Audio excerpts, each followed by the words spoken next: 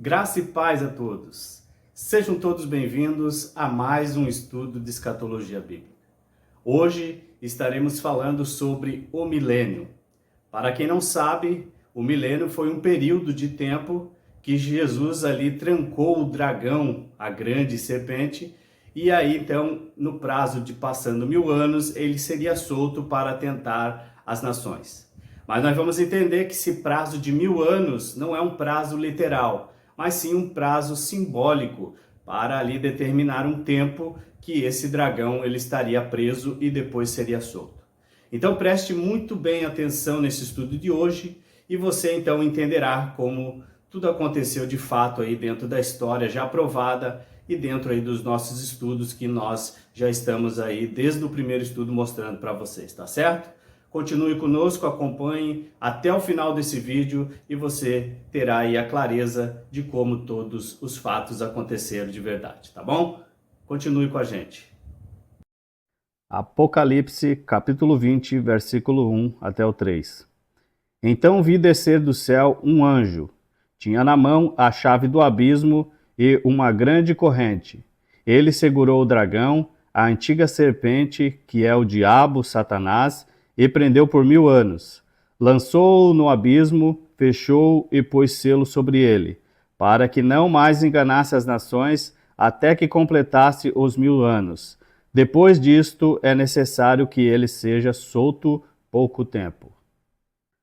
Apocalipse, capítulo 20, versículos 7 ao 9. Quando, porém, se completarem os 1000 anos, Satanás será solto da sua prisão e sairá a seduzir as nações que há nos 4 cantos da terra, Gog e Magog, a fim de reuni-las para a peleja. O número dessas é como a areia do mar. Marcharam então pela sua superfície da terra, cercando o acampamento dos santos e a cidade querida. Esses dois textos que nós acabamos de ler mostram que o dragão ele foi preso por um período de 1000 anos, e nós vamos entender que esse período não foi um período literal, como muitos dizem que será um período de 1000 anos contados, mas sim foi um período simbólico, como todo Apocalipse ele é um livro simbólico, né? Ali está falando de figuras que representam algo, não está falando literalmente de um dragão de 7 cabeças e 10 chifres que representa o mal, mas sim o Império Romano, como nós já acabamos de fazer aqui um estudo sobre Daniel, ali a partir do capítulo 7, que mostra que seria aí o 4º reino que reinaria sobre a terra, o animal terrível, espantoso, que pisava suas vítimas, que seria aí um animal diferente de todos os animais, um animal que estaria aí reinando no 4º reino, que seria aí o Império Romano.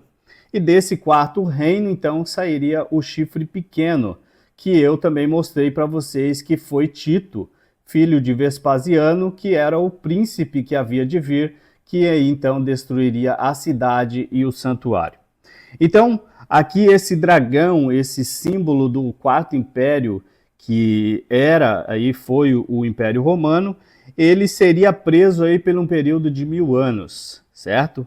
Período simbólico que nós estaremos aqui mostrando como tudo aconteceu. E depois, então, ele completando aí esse período de tempo simbólico de 1000 anos, então ele seria solto novamente da sua prisão para juntar aí as tropas de exército para virem contra a cidade querida, né? Cercar o acampamento dos santos e a cidade querida, que nós sabemos que é Jerusalém. Então, esse evento do cerco de Jerusalém e da tropa de Tito invadindo Jerusalém, Jesus já havia profetizado, né, ali em Lucas, no capítulo 21 e no versículo 20, que ele disse assim: mas quando vir de Jerusalém cercada de exércitos, sabei então que é chegada a sua desolação. Então Jesus havia avisado aos seus discípulos que quando acontecesse esse evento de cerco de Jerusalém, que seria o período em que o dragão ele seria solto para juntar aí as suas tropas de exército, que seriam os 10 reis, como já mostrei aqui no estudo anterior também, que são os 10 reis que estarão junto com a besta, que receberão um reino por um tempo juntamente com a besta para vir junto contra o Cordeiro e contra o seu povo santo. Então, esses 10 reis são aí a grande batalha de Gog e Magog, que seria um exército aí que seria imenso, que invadiria aí Jerusalém e então faria o que Jesus falou, que eles estariam cercando Jerusalém e se cumprindo assim, então, o cumprimento de Daniel, que diz que às 70 semanas, a última semana, o anticristo invadiria Jerusalém e destruiria o templo.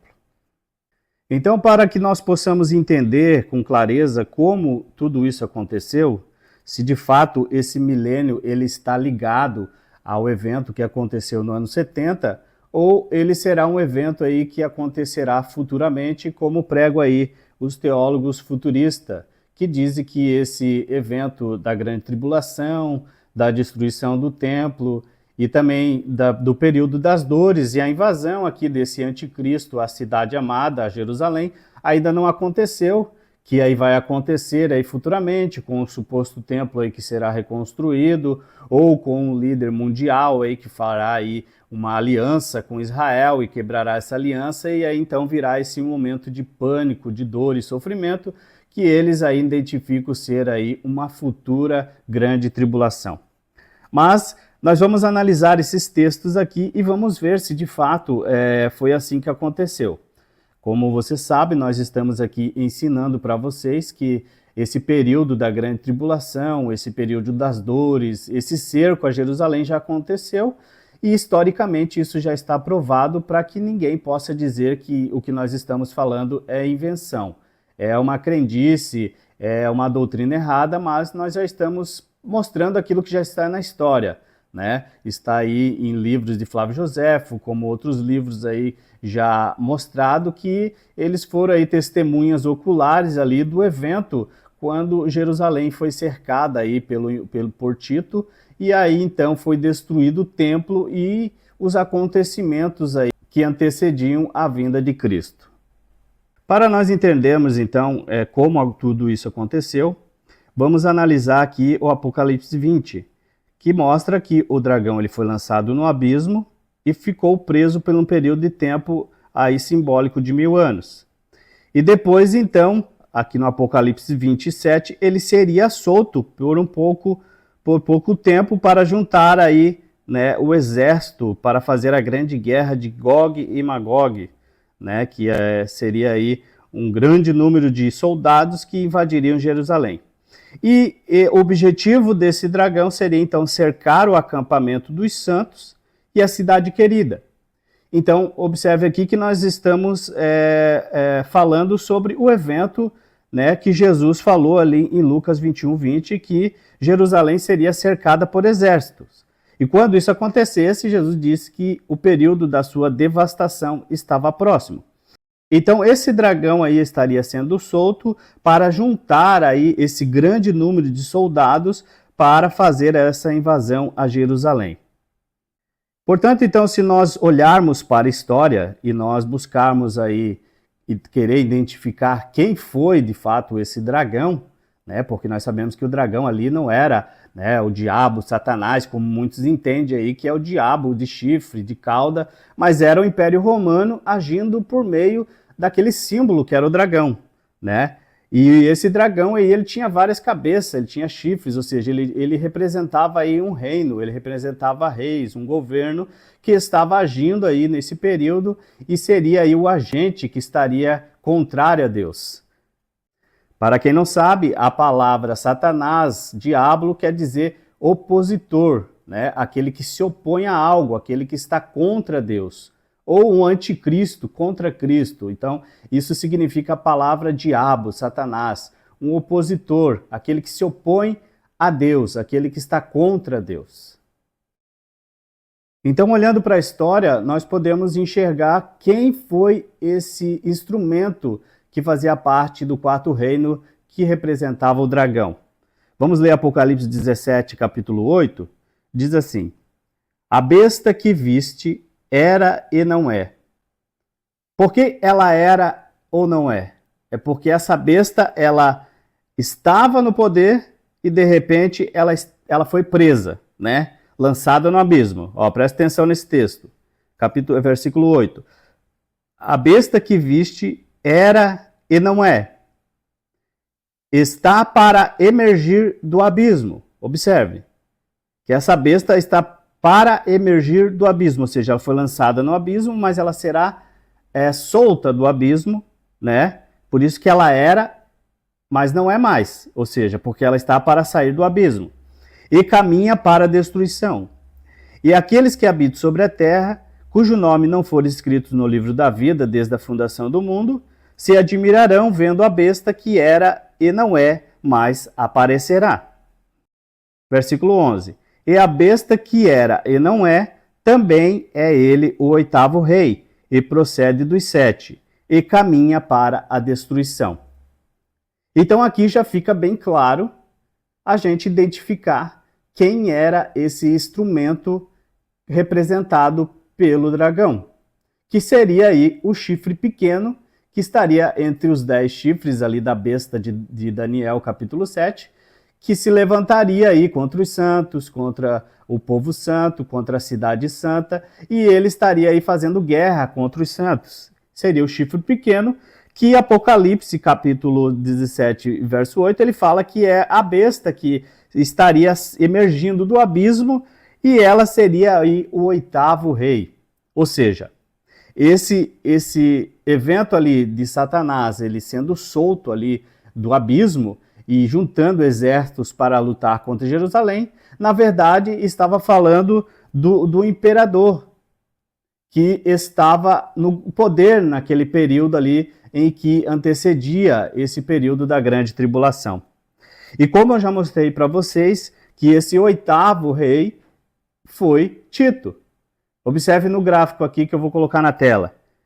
Então, o oitavo aqui, como você pode perceber, que caíram 5, né? 5 caíram, e um ainda estava no poder, ou seja, quem estava no poder? Quem estava no poder era Nero.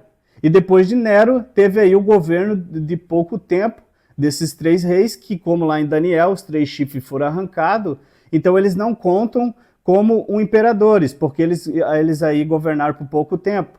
E em Apocalipse 17 mostra que esses 3 aí, eles não tiveram governo, eles não governaram por pouco tempo, e depois desse então vem o 7º, né, que é Vespasiano, e por fim então Tito, que reinou juntamente com Vespasiano, porque era seu filho, que é então o príncipe que havia de vir, que é o chifre pequeno. Por que um chifre pequeno? Porque ele não era um imperador, ele não era uma pessoa muito conceituada, conhecida, um grande homem. Era um chifre pequeno, alguém insignificante que só estava ali, né, usufruindo de um governo que era do seu pai. Por isso que é um chifre pequeno, porque ele não tinha o mesmo poder de um imperador, mas fez maiores coisas do que o próprio imperador Vespasiano, que era seu pai. Por isso, um chifre pequeno que ele cresce e se torna maior do que os outros, porque realmente o que Tito fez foi maior do que todos os outros imperadores, que foi conseguir aí destruir o povo santo, acabar com a religião judaica e aí acabar com aquele aion, ou seja, com aquele período de tempo ali, né, com aquela era, a era dos judeus, e aí terminar com a era da lei. Então já conseguimos identificar quem foi esse instrumento usado pelo dragão, ou seja, que fazia parte desse grande império que representava o 4º reino, que era o dragão, aquele animal terrível espantoso, e ele representava aí alguns reis que estariam no governo, e um desses que seria aí o alvo principal para invadir Jerusalém foi Tito. Então Tito foi o príncipe que foi o 8º, depois de seu pai, Vespasiano, que era o 7º. Portanto, o chifre pequeno de Daniel 7, o 8º de Apocalipse 17 e o dragão vermelho com 7 cabeças e 10 chifres são os 4 reinos de Daniel 7:23, que foi o Império Romano. Ficou claro? Você conseguiu entender? Então agora ficou mais fácil definir quando iniciou e quando finalizou esse período em que o dragão foi solto e esse período em que o dragão foi preso. Então, o período do início do milênio e o período do final do milênio. Então agora você vai entender que esse milênio não vai acontecer lá no futuro, mas ele já aconteceu ali no passado, como uma forma simbólica de 1000 anos, e dentro do texto eu vou mostrar para vocês que esse período de 1000 anos não era um período literal, mas era um período simbólico que representava aí um período de tempo que ele estaria preso e depois ele estaria agindo. E vou mostrar para você também como aconteceu dentro da história, qual foi o momento que ele foi solto e qual foi o momento que ele foi preso. Então, se nós observarmos, antes da morte de Jesus, o dragão ainda estava solto, ou seja, ele ainda estava agindo por meio do Império Romano. Você pode observar ali que teve Herodes, que perseguiu as crianças, né, que por causa de Jesus matou aquelas crianças para que não nascesse aí o rei dos judeus. Então houve essa perseguição. Também houve outras perseguições ali dos imperadores, dos senadores, daqueles que faziam parte ali da cúpula, né, de imperadores do reino de Roma. Então, ali a gente pode perceber que ainda o dragão estava solto. Então, quando que ele foi preso? Pois bem, o dragão ele foi preso no momento em que Jesus foi crucificado, morreu e ressuscitou e ascendeu aos céus. Nesse momento, quando Jesus morreu na cruz do Calvário, ele venceu o inferno e a morte. Nesse momento, então, Jesus, ele, para o governo de Satanás, ali o governo do reino que estava governando, que era o Império Romano, e ele não prende literalmente jogando em um abismo, mas ele prende de uma forma que ele suprime ali as forças desse império das trevas, e então ele começa a dar liberdade para que o evangelho possa crescer e eles possam então pregar sem a oposição do Império Romano. Você pode perceber ali nos textos bíblicos que no período que eles começaram a evangelizar, eles começaram a evangelizar com toda a liberdade. Os únicos que perseguiam eles ali eram os próprios judeus, ou seja, os fariseus ou os saduceus, porque eles pregavam ali a ressurreição de Cristo, eles pregavam a graça de Deus, né? Eles pregavam a ressurreição dos mortos, eles pregavam sobre a vinda de Cristo. Então, esse período ali não havia nenhuma intervenção romana. Ou seja, o dragão estava preso. Ele não estava mais agindo contra os discípulos de Cristo, contra o evangelho. Esse foi um momento que ele foi preso, ele perdeu as suas forças e então a igreja conseguiu avançar para que a palavra, a pregação do evangelho, ela pudesse então ser anunciada antes do período da grande destruição ali que haveria do templo e de Jerusalém. Primeiramente, eles deveriam anunciar o reino de Deus, né, para que depois, então, o reino de Deus se estabelecesse, que seria aí depois desse milênio, né, que depois Satanás seria solto e então Jesus viria e então destruiria o reinado aí desse animal terrível e espantoso e então estabeleceria o seu reino, que seria ali no momento em que Jerusalém fosse invadida, cercada e acontecesse aí então o cumprimento das 70 semanas de Daniel, que seria aí o período da grande tribulação.